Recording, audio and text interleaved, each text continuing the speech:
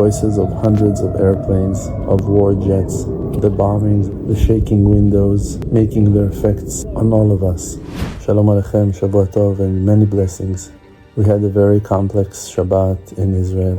Hundreds of missiles and war drones were sent towards Israel.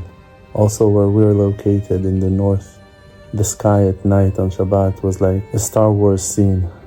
To deal with children reactions, fears and stress is a big challenge, but I must say that our faith is solid and strong. I'm thankful for all our friends around the world who are expressing their love and their support and calling you all to join us in our battle against bad.